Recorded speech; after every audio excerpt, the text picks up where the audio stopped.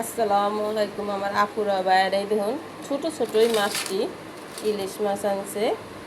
আর এই যে লাউ, ইলিশ মাছ দিয়ে লাউ দিয়ে রান্না করবো। আর এই যে এটা ওল কচু, আমি এই কচুটা খাই নাই এখনো, এই প্রথমে আনলাম। এই কচুটা 100 টাকা নিছে, একটু কচু।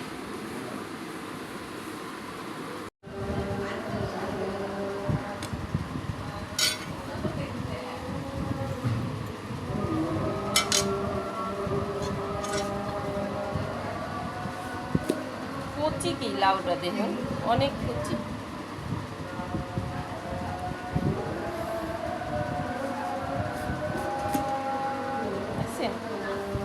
লাউ দিয়ে এখন রান্না করলে লাউ অনেক ভালো লাগে খাইতে।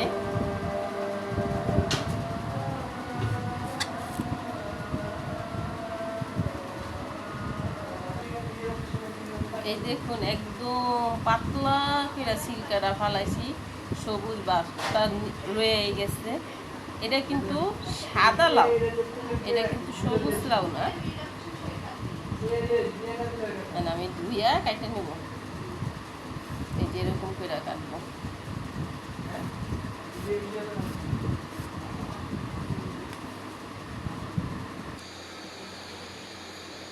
তেল, আর এখানে আছে পেঁয়াজ, আদা আর রসুন, হলুদ থাকি, লবণ,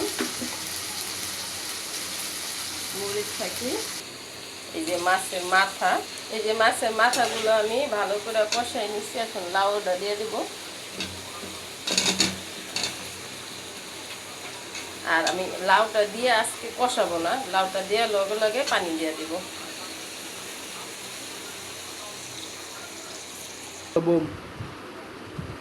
এই যে আমার ওল কচুটা শক্ত, ভিতরে কি কালারটা কিন্তু সুন্দর।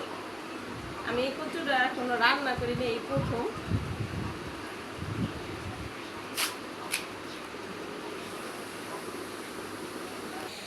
এই যে ওল কচুটা আমি ভালো করে ধুইয়া সিদ্ধ বসাই দিছি।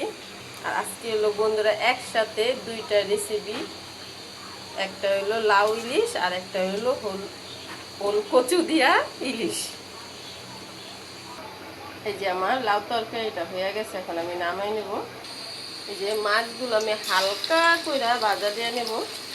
এই যে মাছগুলো এরকম হালকা করে ভাজা দিয়ে নিচ্ছি। বাবা তেল থেকে আদা, রসুন, জিরে, তার পেঁয়াজ একসাথে বাটা, আর মরিচ ফাঁকি, হলুদ ফাঁকি, লবণ দিয়ে মশলাটা ভালো করে কষাই নিতে হইবে।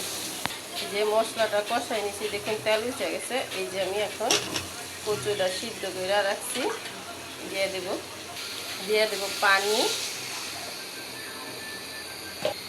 তরকারিটা বলকায় গেছে বাবা, তেল।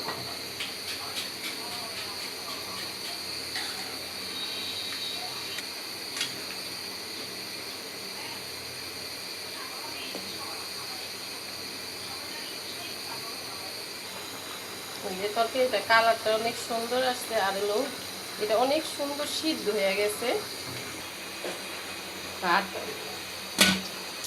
তিনটা মাছ আনছে ছোট ছোট, তার ভিতরে দুইটা মাছের ডিম হয়েছে। একটা মাছের লগে ডিম কাটছে, আর একটা মাছের লগে ডিম কাটি নেই। আমার দুই বাচ্চা মাছ খায় না, কিন্তু ডিম খায়, তার জন্য এটা আলাদাভাবে ওদের জন্য ভাজলাম। আর একটার ভিতরে ডিম দিয়ে মাছটা কাটছে। এই যে দেখুন, এই যে তরকারিটা আমার হয়ে গেছে, এখন আমি নামাই নেব।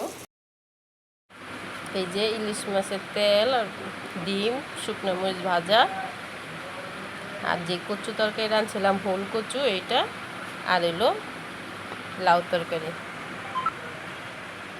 বিসমিল্লাহ।